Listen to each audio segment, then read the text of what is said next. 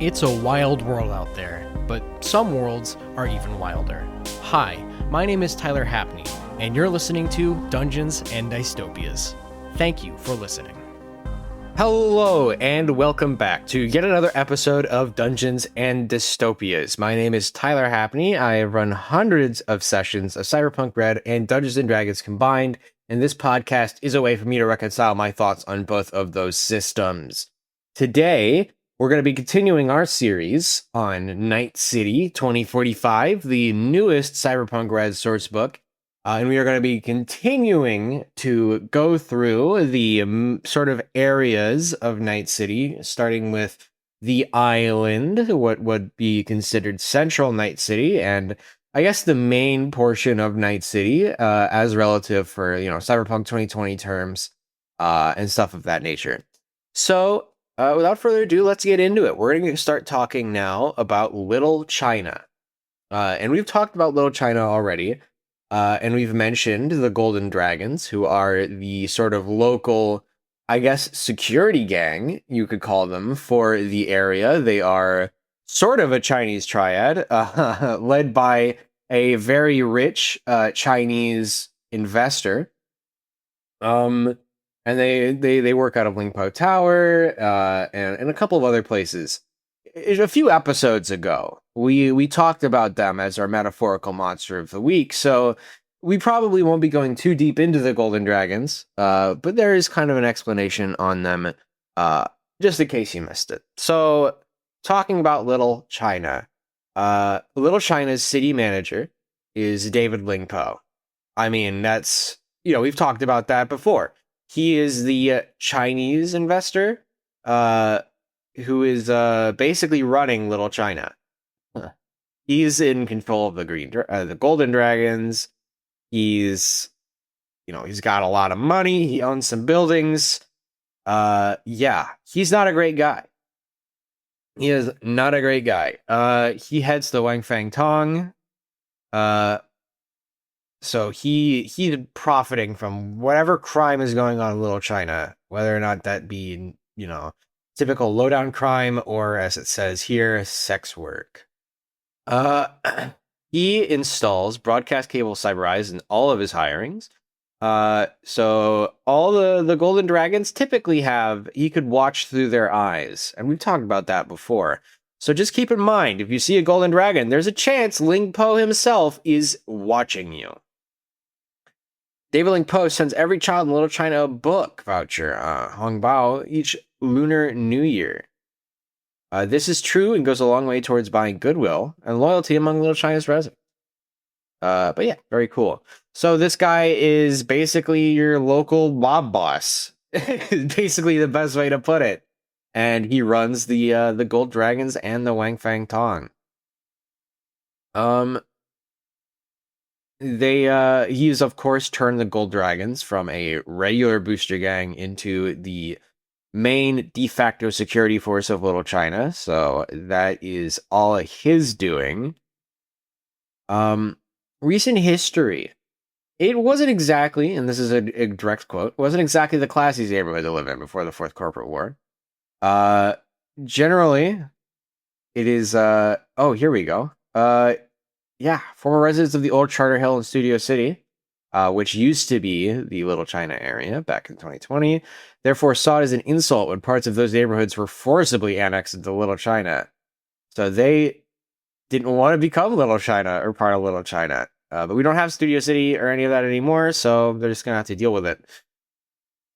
Let's talk about some locations in Little China. There's Bridgetown. There are many tenements and cube hotels in Little China, but none of them has the wretched reputation Bridgetown does. Ooh, exact quote.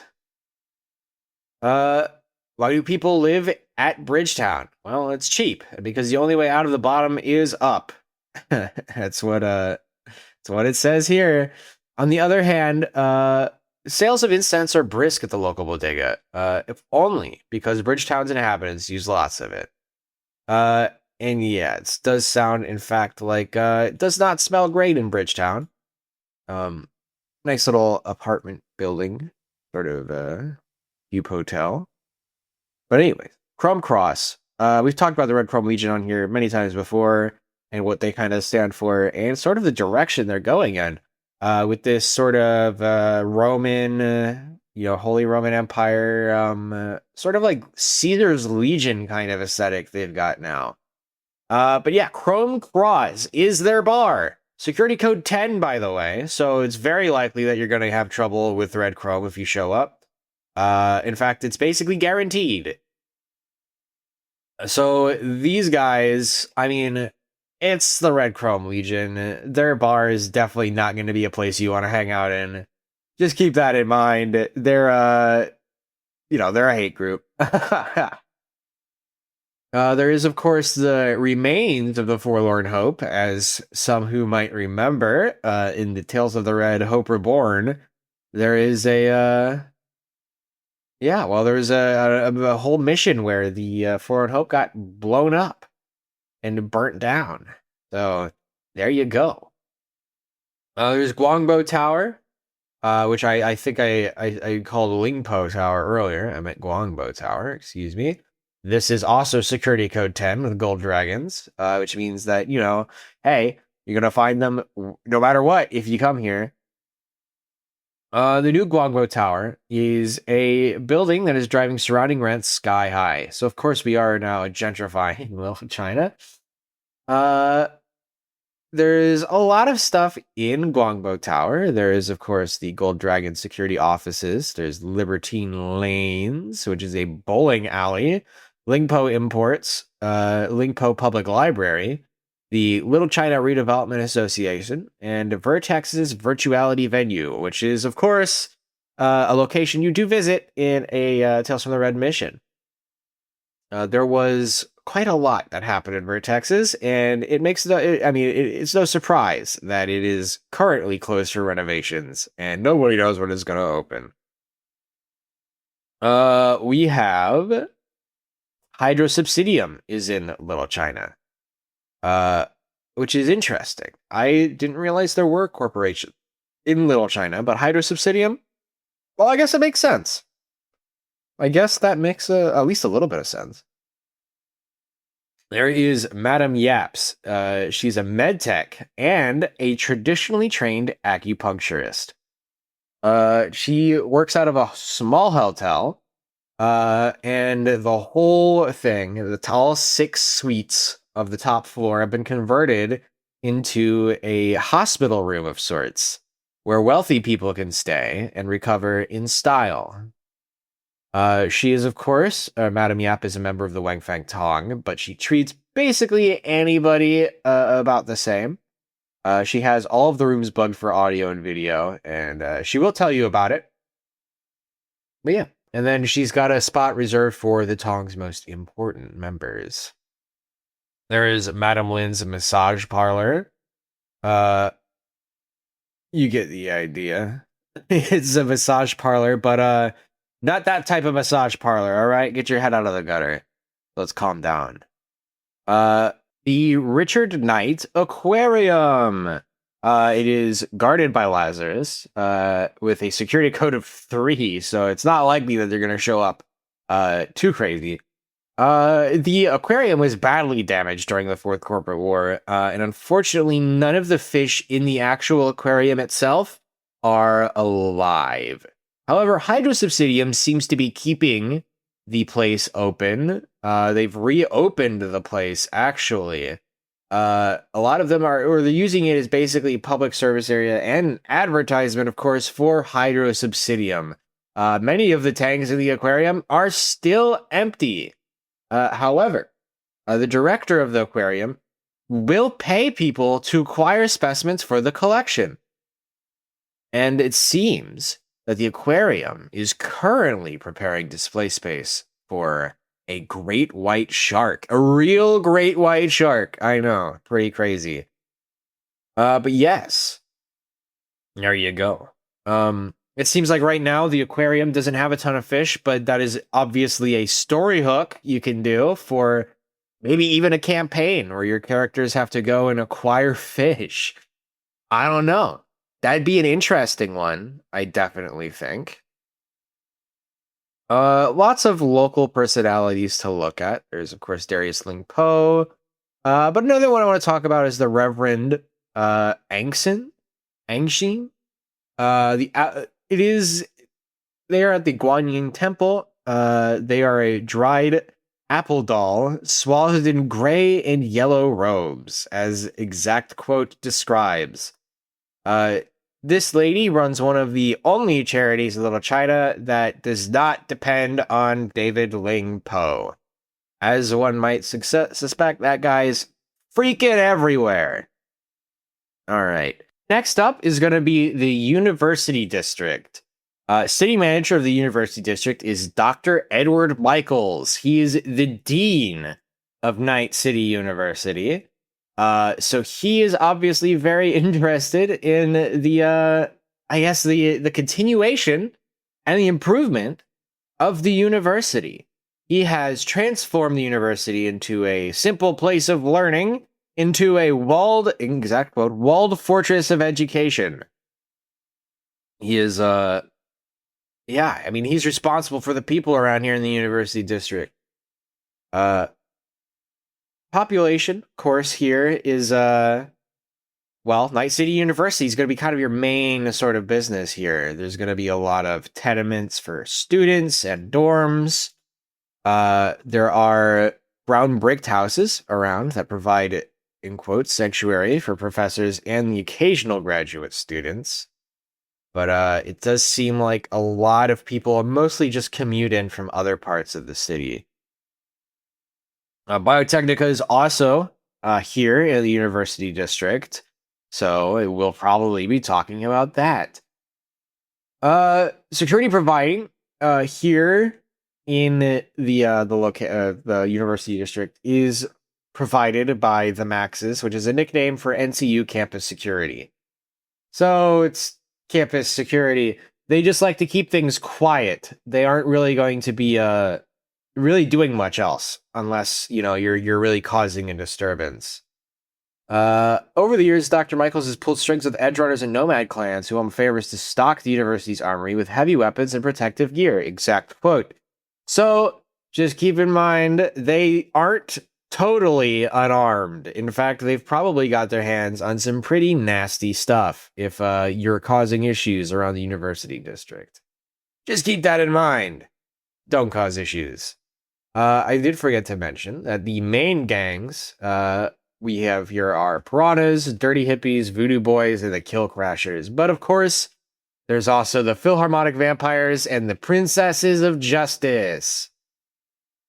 Hell yeah. I love the Philharmonic Vampires, and I'm glad that they now have a competitor in the local princess population. Going through some of these areas, there is, of course, Night City University Radio. It's a radio. It can be heard blocks away because it is both a campus radio station and a local nightclub just because they play that music so loud. They are rated roughly once per month. Everything inside is sticky and smells like smoke and pleather.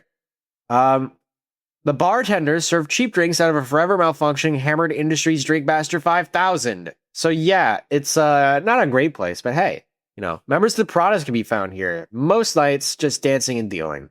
So if you're looking for the Piranhas in the University District, NCU Radio, one of the first places that you gotta go. There's Biotechnica campus. Of course, we've talked about Biotechnica here before. They are a, more nature-focused company. However, they've got a lot of interesting stuff. There is a campus dome here, the Attraction Sphere Sigma.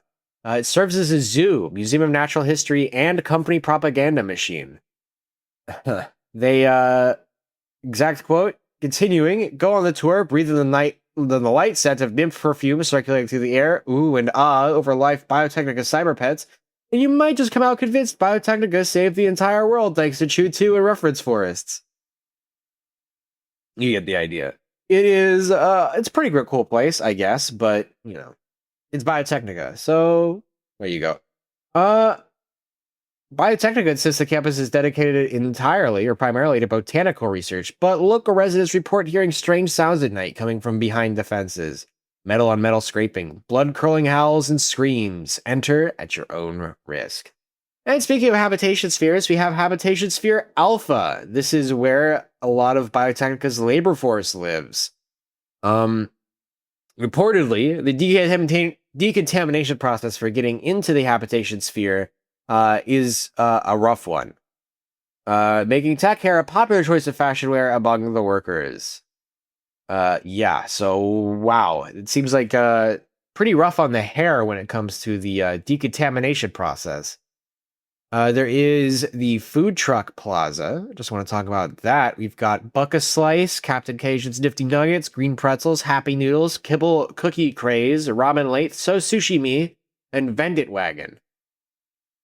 Yeah, and then there is now also an app on your phone called NCU Yum that tracks the food trucks. So you can go to whatever food truck you want as long as you're on Night City University. Speaking of Night City University, let's talk about Night City University itself, since that is the largest sort of area here, and then we can get into our metaphorical monsters of the week.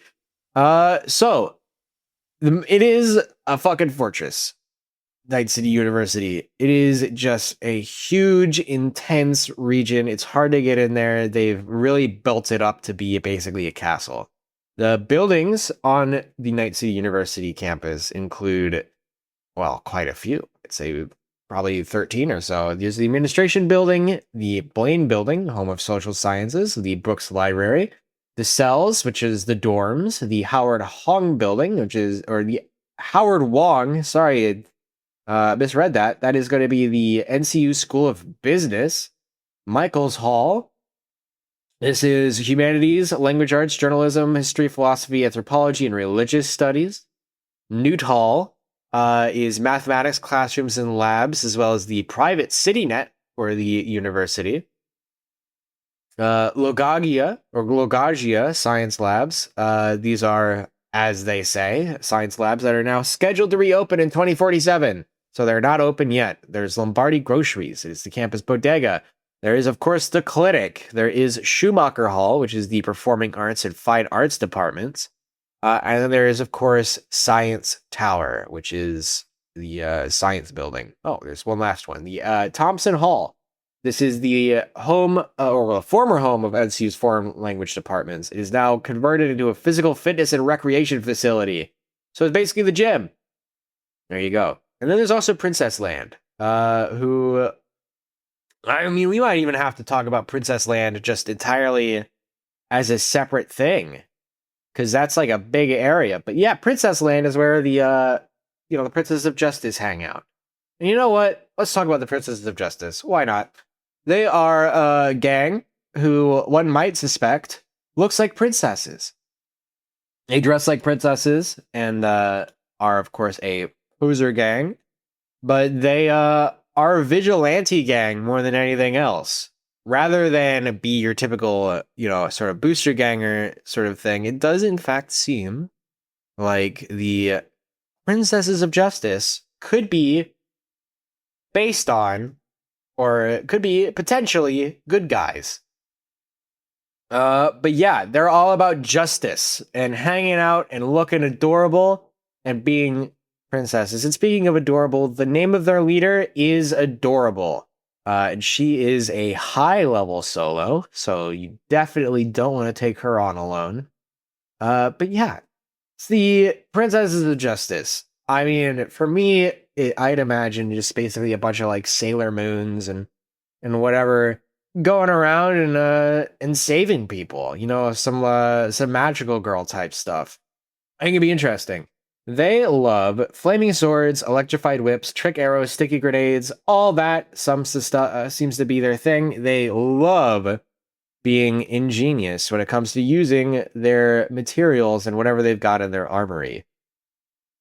But yeah, Princess Land. That seems to be their main place to hang out. If you are in trouble in the university district, you might be able to get away with something if you just run to Princess Land, and they might be able to protect you, depending on the situation, obviously. If you're the antagonist, they might just beat you up, Powerpuff Girl style. That's also extremely likely. So, hey, if you're going to use the Princesses of Justice in your campaign, I would certainly recommend including all of the, like, just having a Princess Land session. Honestly, I feel like that would be so cool. But yeah, that's going to be it for us this week. Thank you so much for coming in and listening. Next week, we're going to talk a bit more about the Glen and Old Japantown. Looking forward to that. Interesting spots. But as for now, my name is Tyler Hapney. This has been Dungeons and Dystopias. All right. Thank you so much for listening, and I will see you next week.